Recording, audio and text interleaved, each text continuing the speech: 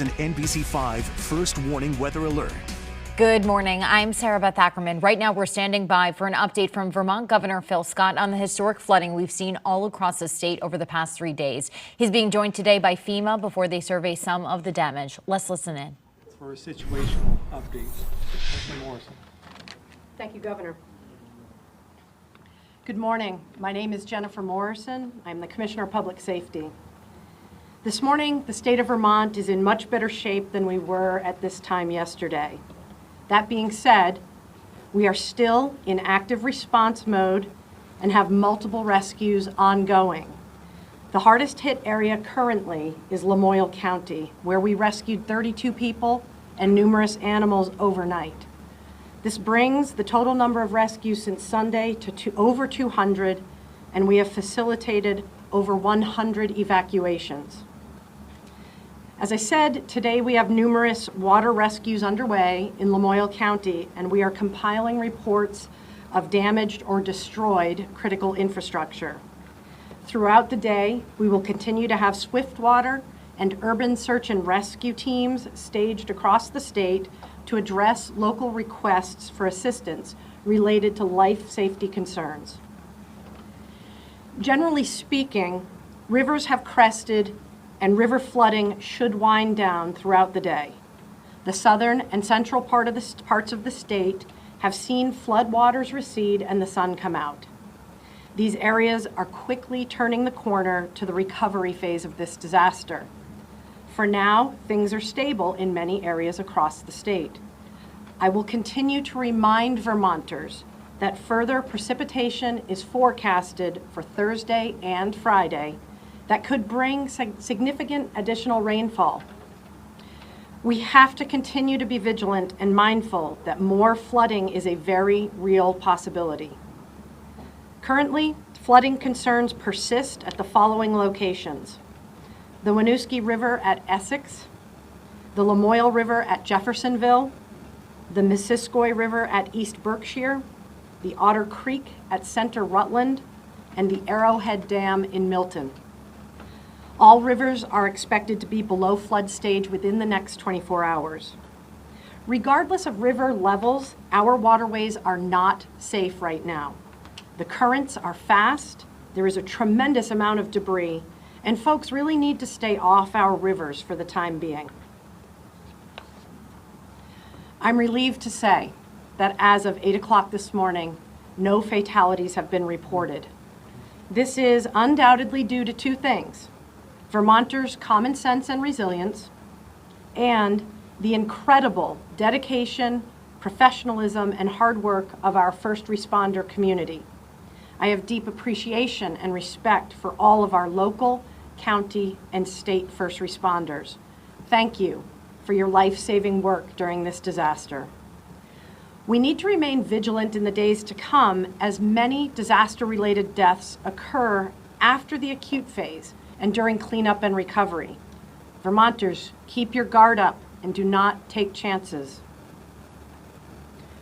Numerous communities are under boil water notices. A list of impacted water districts can be found on the Vermont Agency of Natural Resources website at anr.vermont.gov/flood. I'm happy to report that statewide we are below 1,000 power outages thanks to the hard work and commitment of our public utility partners. Those returning to their flooded homes should take precautions when entering. Do not turn on your circuit breaker or use any power sources until you have had your system checked by a licensed electrician. For those with damaged property, please report your damages to 211 as we are collecting data for a possible federal disaster declaration. We need your information in order to paint an accurate picture of the extent of damage across the state. Homeowners should also contact their insurance company. If you are displaced from your home and need shelter, please call 211. There are numerous local and Red Cross shelters operating, as well as 3 state-run shelter locations. Lastly, the state has established a website for those wishing to volunteer in storm relief. vermont.gov/volunteer. People who wish to help are asked to register and not self-deploy. We are not asking for donations of items at this time. If you want to help, make a monetary donation to an established recovery organization, such as the Northern New England Red Cross or your local United Way. And I will turn things now back to Governor Scott. Thank you, Commissioner. We're grateful to be joined by FEMA Administrator Deanne Criswell. She and her team have been working around the clock to support Vermont's response to this catastrophic flooding. As well, I want to express my appreciation to Senator Sanders, Senator Welch, and Congresswoman Balint for their outreach. I spoke with each of them over the last 48 hours, and as you can see, they're here, and they've made it clear they will work in Congress to help Vermont move forward. I also appreciate the number of messages I've received from fellow governors on both sides of the aisle, offering support and immediate help. And in a few cases, we've taken them up on that. President Biden also called to express his concern for what we're going through. He offered his full support and that of his team. And that's why Administrator Criswell is here today. This isn't a dog and pony show. We have work to do this afternoon. She's here on behalf of President Biden. And after this press conference, we'll be surveying damage as part of her and her team's work to assess how they can best help Vermonters. As I discussed yesterday, the flooding we've seen is historic. And as waters begin to recede, at least for the time being, we'll be surveying the damage done to infrastructure, homes, and businesses. And again, this may not be over. With rain in the forecast and nowhere for it to go, we could see waters rise again. So it's critical Vermonters be aware of their surroundings, remain vigilant, and plan ahead. Although we're still in our immediate response phase and not quite at a point where we're focused on recovery, later today I'll be signing an executive order so we can expedite rebuilding through temporary regulatory relief, which will be critical for emergency response and infrastructure repairs. We'll have more information on that in the next 24 hours. Next, later today, Administrator Criswell, our congressional delegation, and I will visit some impacted sites surveying damage. I'll also be traveling later this week to many heavily impacted communities across the state.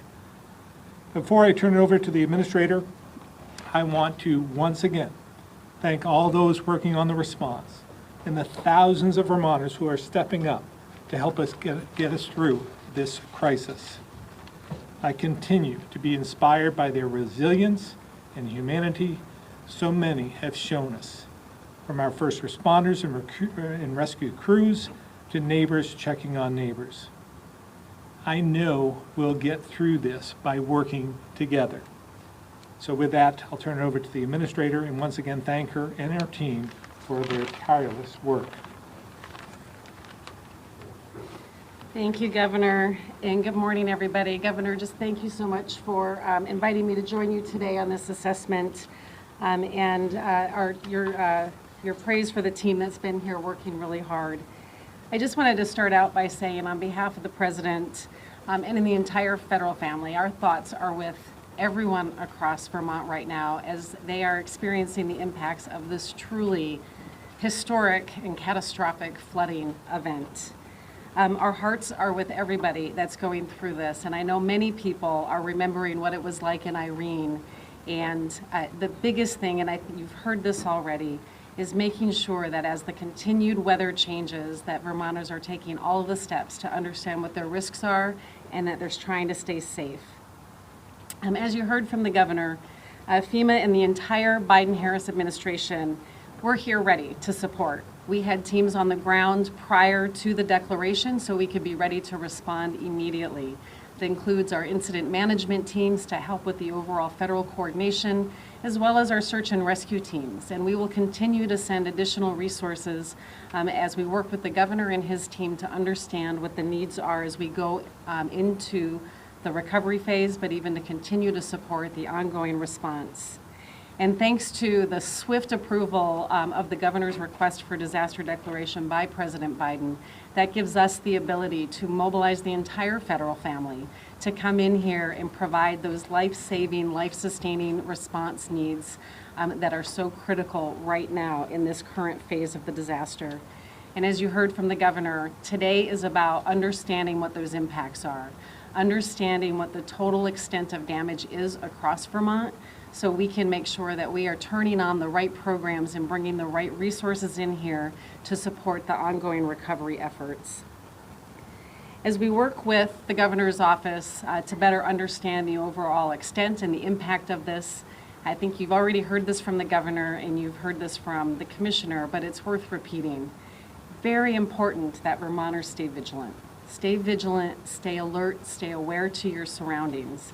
I know that we are expecting more rain, and so you need to make sure that you are not putting yourself in harm's way, that you're not moving into, walking through, or driving through water, especially moving water.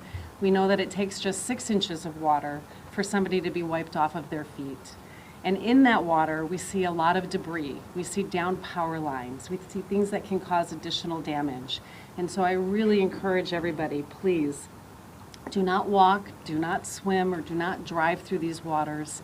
Even as they're starting to recede, be very cognizant of what the future rain is going to bring over the next couple of days. As you're starting your cleanup process and your recovery process, one thing that I really want to emphasize to everybody here is you do not need to wait to be able to see if FEMA is going to come do an inspection. Take pictures, document your damage, gather your important papers, contact your insurance company, have all of that information available, but you do not need to wait to start the cleanup process. The faster you can get that moved out and the debris moved out of your home, the easier it's going to be for the recovery time. And so as you continue to do this, and as we continue to see what the extent of the damages are, I just want everybody here to know that FEMA is going to be here to support Vermont, to support the governor and all of your needs. As you transition from response and into the recovery phase, we will be here with you.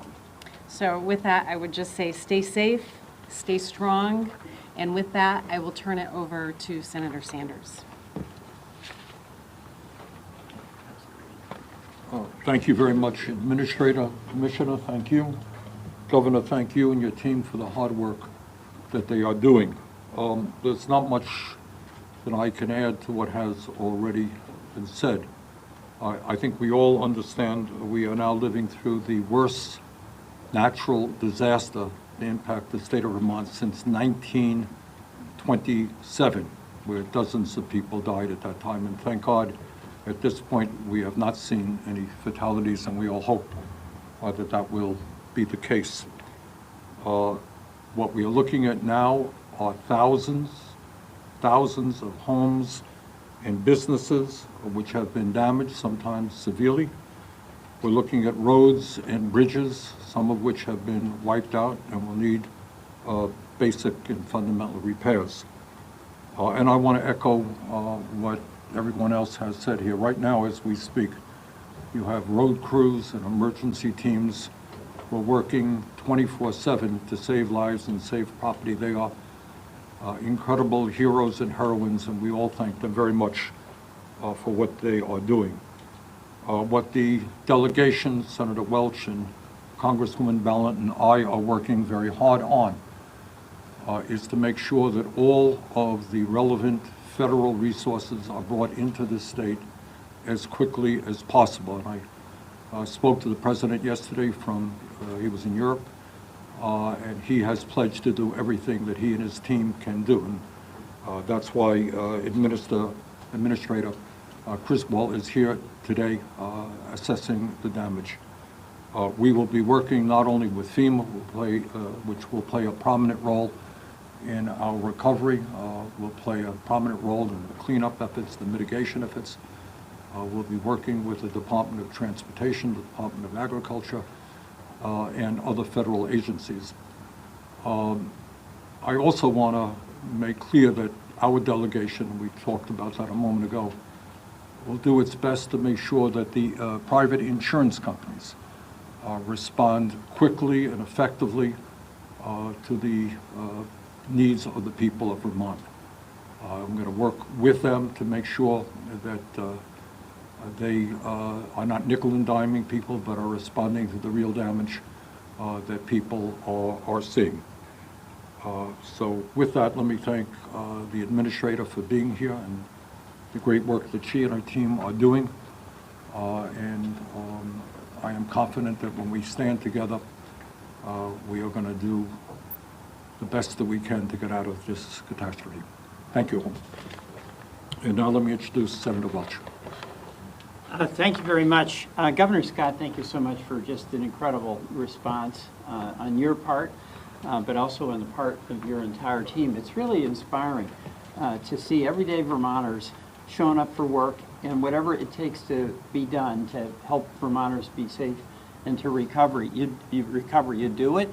And it's all about cooperation, and it's all about not complaining. It's all about facing the day before you.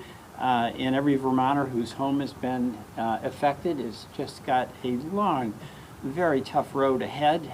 I remember, as many of you do, folks going back to their homes after Irene, and there'd be a couple of feet of mud in the basement. Neighbors would be showing up, helping to dig it out. But it's tough, it's long, and the recovery begins today. So all of us are just inspired by the work of the first responders, the emergency management professionals, National Guard, the medical folks, everyone.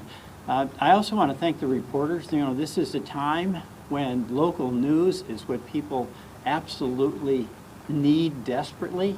And the news that has been provided by our press corps has been, I think, a real security for Vermonters to know what's going on. So thank you for that. You know, all of us have a job to do. Those of us in the delegation led by Senator Sanders and with me and Congresswoman Balint. There's a couple of things that we have to do, and we'll just be coordinating with the governor's office.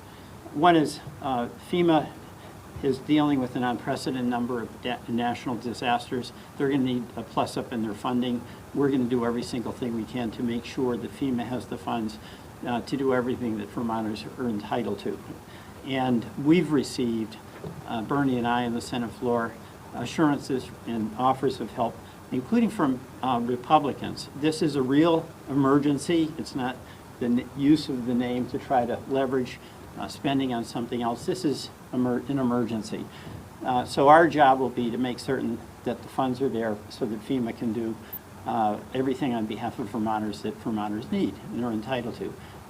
Second, there's a lot of hassles that folks face with paperwork, and as much as everyone tries to make that as simple as possible, it can be difficult.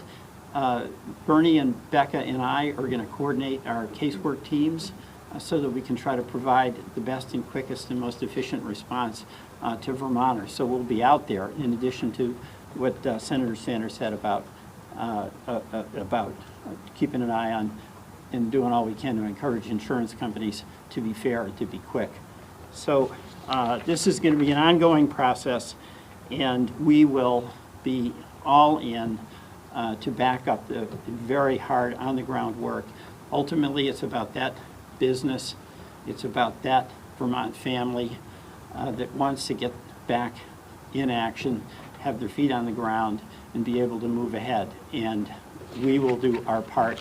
And I'm quite proud to be here with Vermonters who are working so hard and so effectively to respond to the needs of our citizens. Thank you. And now, Congresswoman Balint. Hey, Becca. Thank you. Thank you. So my message to Vermonters is really simple. It's that this kind of event brings up a tremendous amount of trauma for communities and for individuals. I know from speaking with people across the state in the last few days, they're still reeling from the pandemic, and this emergency has brought up memories of what happened during Tropical Storm Irene. We cannot overstate the impact that trauma can have on the lives, particularly of children and adolescents. So as the governor said, you know, we have seen Vermonters stepping up to help out each other. I know that's going to continue to happen. You can sign up to volunteer on vermont.gov. Please do that. Don't self-deploy, as the governor said. Please be part of a coordinated event in terms of helping your neighbors. But on the day-to-day, what I'm asking Vermonters to do is be gentle with one another. This is a difficult time for so many, for families, for individuals, for small businesses, and also for farmers. As we were driving down from the airport, saw lots of cropland that has been destroyed. As we know, even on a good day, farming in Vermont, it's tough to make ends meet. So please be gentle with your neighbors. Let them know that you're there for them, and we are going to be there for you. Our teams will be coordinating. We'll stay in close contact with Administrator Criswell and with the governor, and we are strong. We're going to get through it together. Thank you. And the governor again. My apologies. Thank you, Becca. We'll now open it up to questions.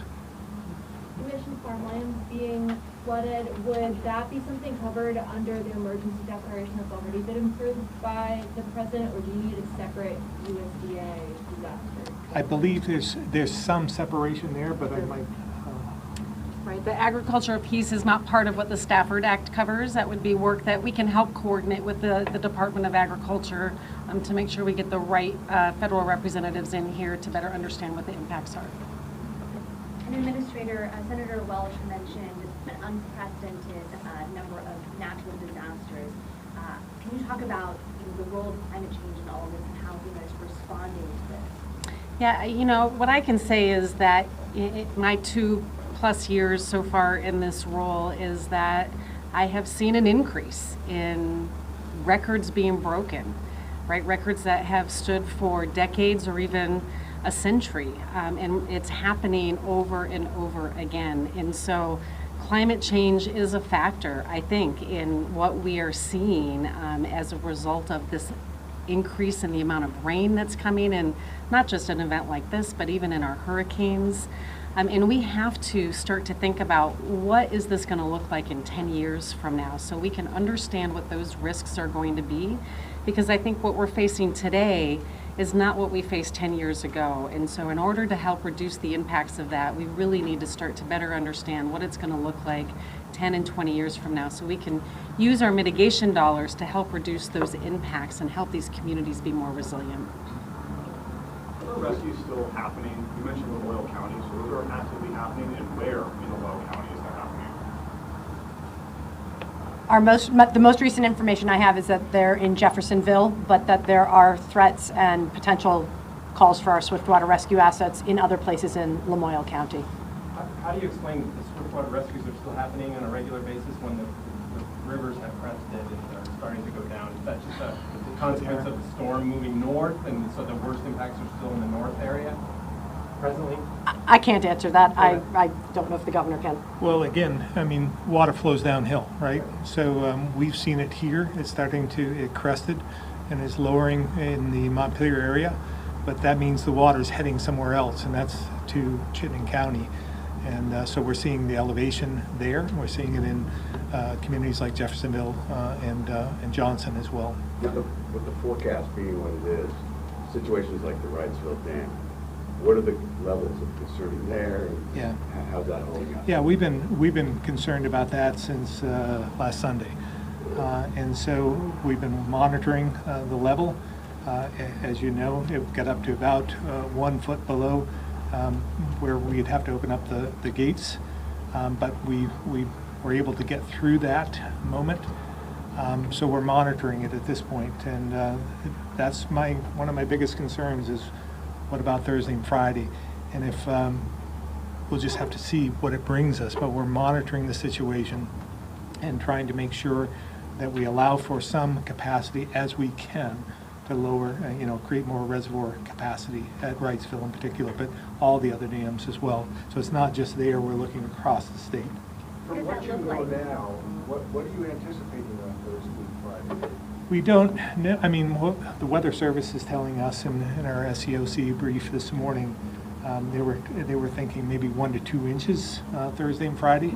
But as we've seen over the last year, you never know what you're going to get. I mean, they can try and predict to their best ability, but I wouldn't say that we knew that we were going to get 7 to 9 inches in this past storm. So we'll see what happens Thursday and Friday, but we're monitoring the situation.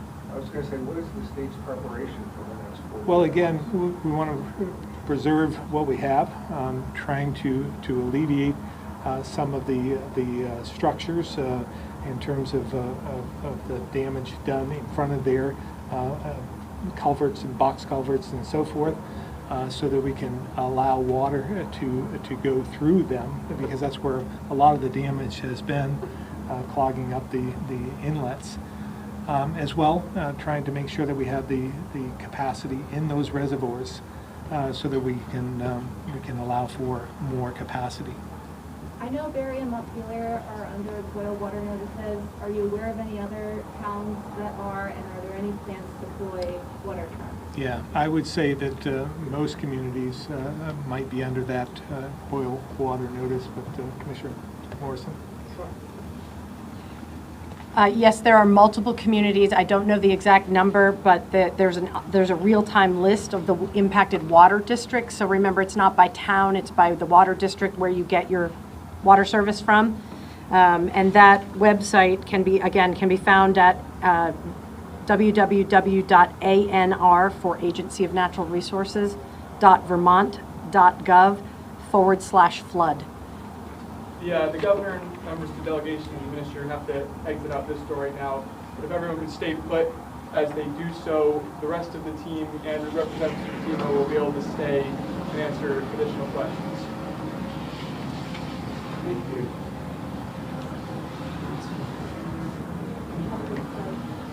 You're staying. Oh, you're staying. I'm staying too. No, I think you're going. I don't know if the congressional delegation. Oh, okay, maybe you're not. Oh, sorry, right. That was the governor. Okay. Are you going to continue to facilitate? Yeah, very good. Feel free to. One of the questions I have is, so the FEMA money, the federal money we're getting, is this a loan? Is this a grant? Is it both? What's the rough breakdown of this? Yeah, so, hi everyone. I'm Lori Ehrlich. I'm the regional administrator for New England for FEMA, and I think that there are, today's a day for assessment where we're going to be determining the extent of the damage, and then what will follow after will be, depending on that, that assessment will be what the funding will be. So it's hard to characterize it at this point, but after the assessment, we will certainly know more, and I know that the governor is working on a major disaster declaration. Senator Welch, I think this is best suited for you. Do you foresee the Farm Bill as playing any role in perhaps delivering funds to Vermont to respond to those? I don't see that. I see the current structures we have through FEMA, and we're going to need, I think, a supplemental, and we've been talking about that.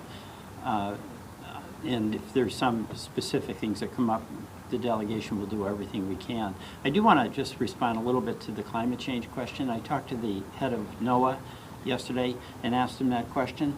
And as it has been reported, the warmer weather, particularly over the ocean, that then comes across the country and is here in Vermont, means that there's much, much more moisture in the air.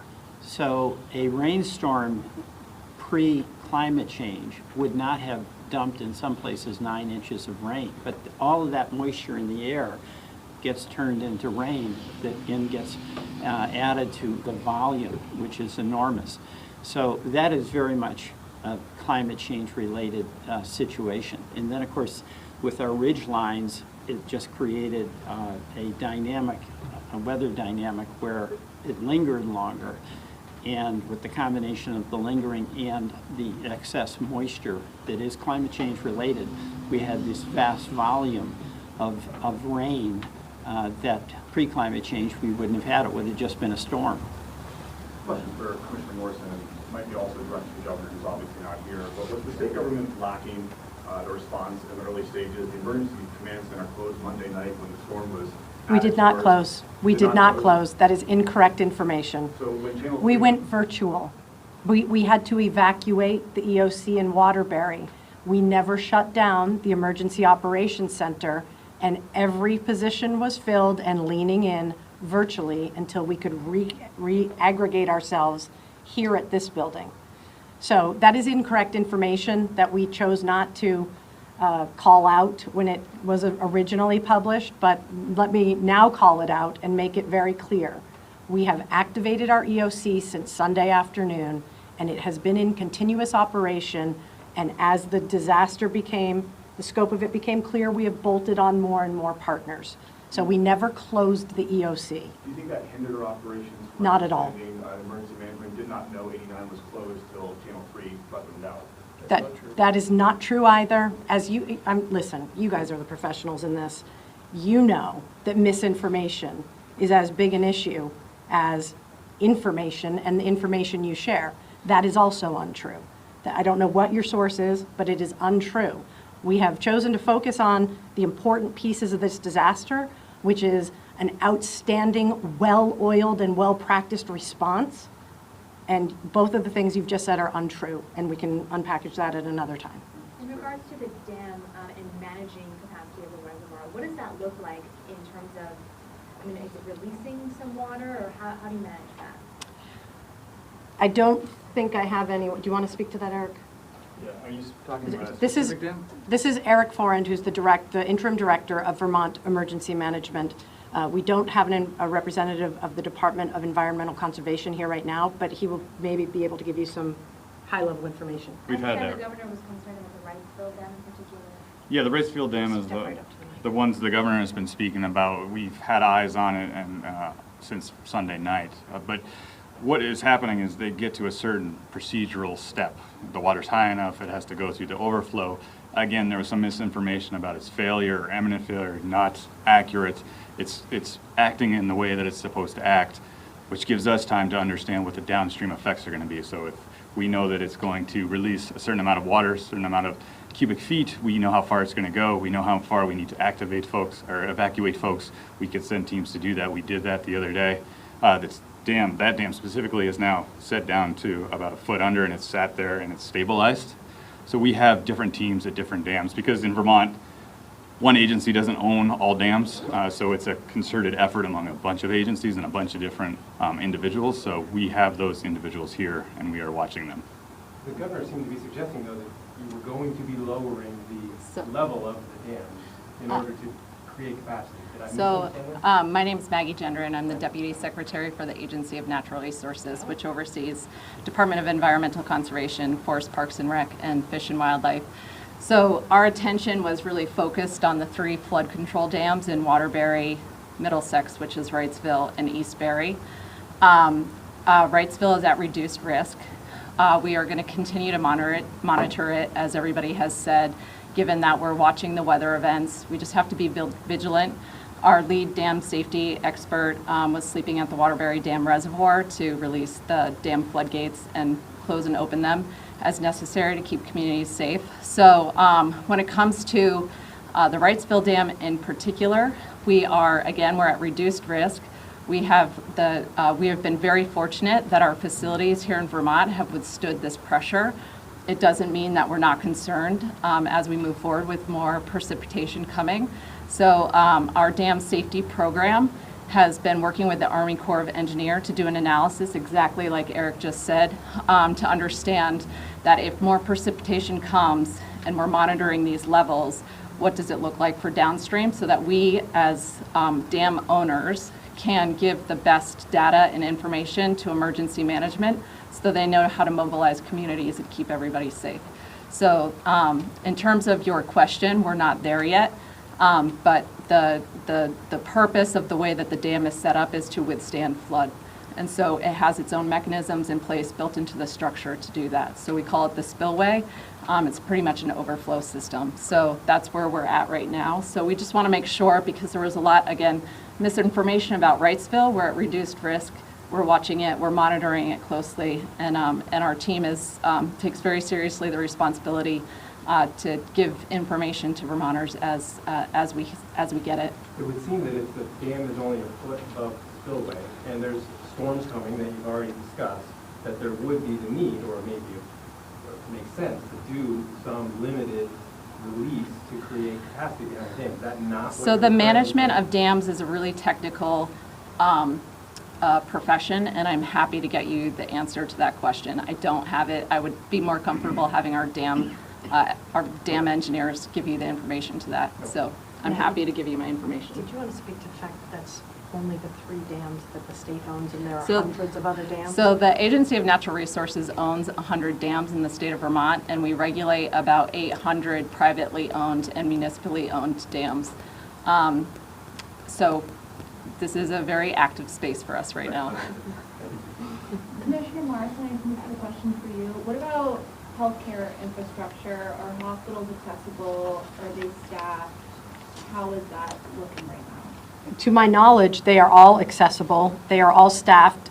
During the course of the last 72 hours, I believe we had 1 personnel-related request to help facilitate bringing staff to a hotel where a lot of the roadways were closed. But to my knowledge, unless you shake your head no. The only other situation is a water situation at Copley that we're rectifying. They're under a boil water notice. So where? we're I'm sorry? Copley. Okay. So we are reaching out for resources to that, and it may be to FEMA, but we're working on that now.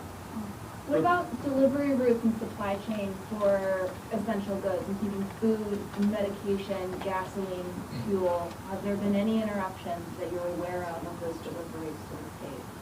Joe, do you want to backstop him on this? Sure. Yeah. On our side, from the emergency services and emergency management, no. We've had no issues. And I would just add to that, you heard me yesterday say that our first priority is the national highway system. Our second priority are arterial routes that feed that. And I think I told you that our third priority are the critical routes that supply hospitals and other key resources. That's not to say we wouldn't take immediate intervention if a hospital had a need. But we at VTrans, and along with our partners, have been actively working since this thing began to keep those routes established. We do currently have some interruption on rail, but we will have a forecast of when that should all be restored as soon as possible. And that's mostly fuel deliveries that come to Vermont by rail. There's multiple commodities, but it's primarily fuel. There is some lumber, there's some animal feed. Yeah, thank you. Secretary Flynn, have you noticed an improvement due to the structural improvements from Irene? Yes.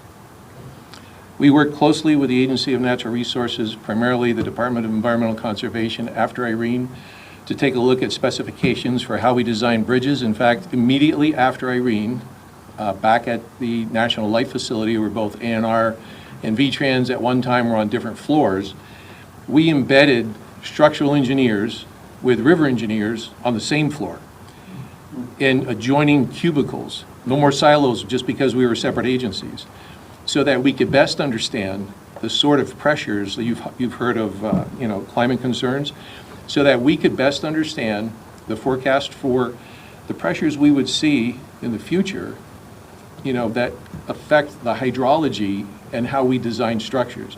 I think I may have mentioned yesterday, but an example would be a bridge that might have been built in the 60s when the highway system was established, was perhaps a bridge that had a pier in the center of the watercourse with abutments on each shoulder, on each bank.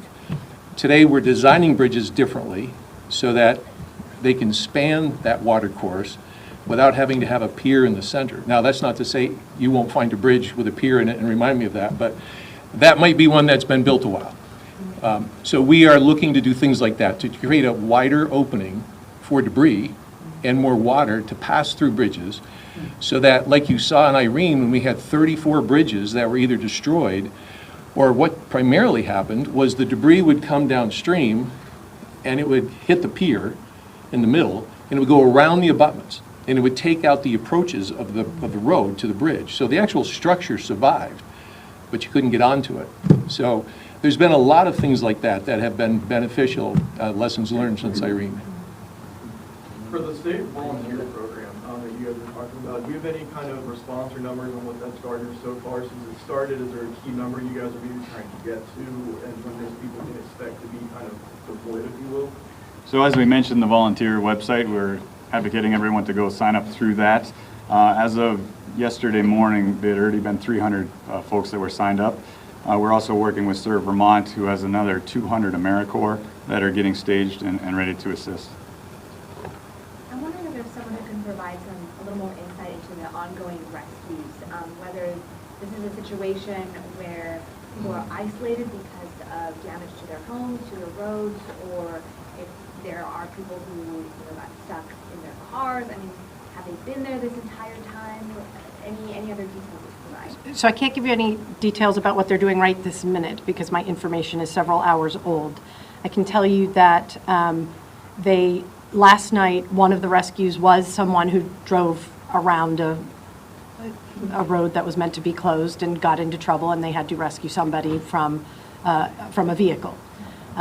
There were 30 or so people and many animals rescued from residential structures in the Jeffersonville area, and I don't know if there was another one-off somewhere along the way. But as to what they're doing right this minute, I don't know.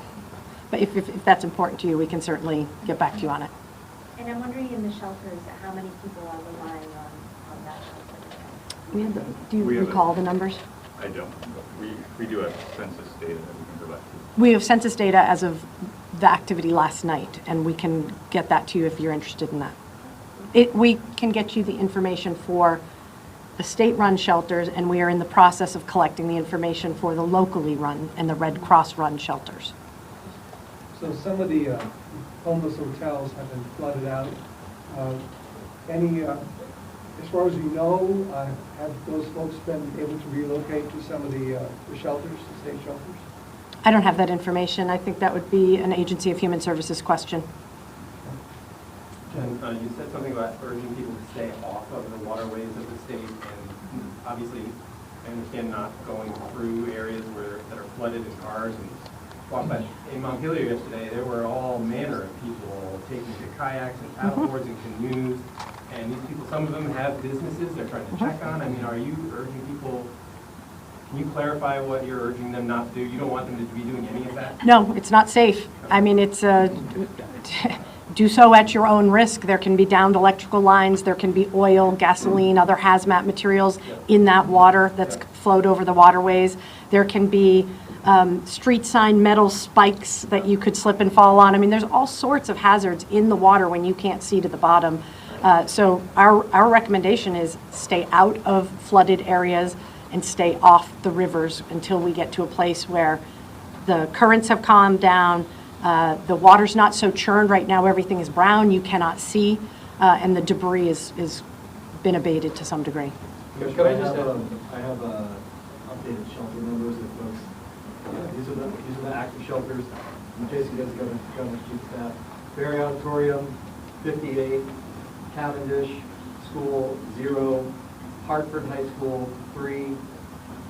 Ludlow Community Center, 8. Northern Vermont University Johnson Campus, 30. Rutland Senior High School, 4. Smuggler's Notch, 45. Woodstock EMS Building, 0. I think it's the question for the Deputy Secretary. Has there been any sort of mitigation or cleanup efforts of any fuel or oil spills? I'm thinking particularly home heating tanks that have been Sure. stopped. Yeah, so we have as Commissioner had mentioned, we have on our website, we have created a flood portion of that. And that's a space where we're going to educate Vermonters on what to do about drinking water, septic and wastewater, hazardous materials. And so we have one-pagers on instructing folks on what to do with that, and we'll be working with our partners, both contractors and other state and federal agencies to participate in that cleanup. Like I said, right now we're still in emergency management mode, and we're simultaneously transitioning to recovery. So we're starting to post all of that information. We'll be working with Front Porch Forum, Vermont Leagues of Cities and Towns to get that information out rapidly to communities. Is there any concern about flammability in those sorts of situations? I have not heard of any concern to date. Do you know about the rates of discharge from the wastewater facilities? I don't, but we do have that information. I don't have it with me right now. I can get that for you. Secretary Flynn, do you have an updated number of state road closures for today?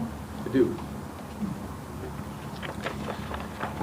So since I reported, Before we each have a 1 minute. Okay. after. 46 roads remain closed, 7 roads remain partially open, 33 roads have opened since I last spoke to you yesterday. I can really quickly, we are still working to inspect 35 bridges around the state of Vermont. We currently only know of 2 bridges that we lost. Significant difference from Irene. As I mentioned, there is some damage to state-owned rail property, and that is continuing to be assessed today. Much of it has to be hiked on foot in some very remote areas, especially along the Green Mountain Railroad between Rutland and Bellows Falls. Both the Amtrak Ethan Allen and the Vermonter remain suspended at this time. The state-owned airports are okay. And AOT also owns 2 dams, which at this time are not providing any problems. Pardon me? The bridge is lost. The floating bridge in Brookfield, and I'm going to forget the route number, so don't hold me to this, but it might be Route 132, but it's in Vershire. We're still looking for the bridge, but we're not going to put it back. We just are curious where it went to. And I'm sorry, the second number you said of partially closed roads, what was that number? 7. So what that means is 1 lane restriction. Yep. Open for traffic, but restricted. Question for FEMA. I might be getting ahead of myself here, but are there any thoughts of redrawing or rethinking flood zone maps in the future? So it's a great question, and it's certainly something that FEMA is working on nationally. I think, we've discussed climate change here, but I think, nobody doubts anymore whether or not we're having more storms, whether there's more flooding events, whether there's sea level rise. I mean, these things are not really open for debate anymore. So the implications on our flood maps are something that we have to account for. So, so I know this is a hot topic right now, but certainly something that's on FEMA's radar. Do you mind just spelling out your name? Sure. Yes, sure. Lori, L-O-R-I. Last name is Ehrlich, E-H-R-L-I-C-H, 2 H's. And I'm the Regional Administrator, Region 1 for FEMA. And Region 1 is all 6 states of New England and 10 tribal nations. Thank you. You're very welcome. Thank you, everybody.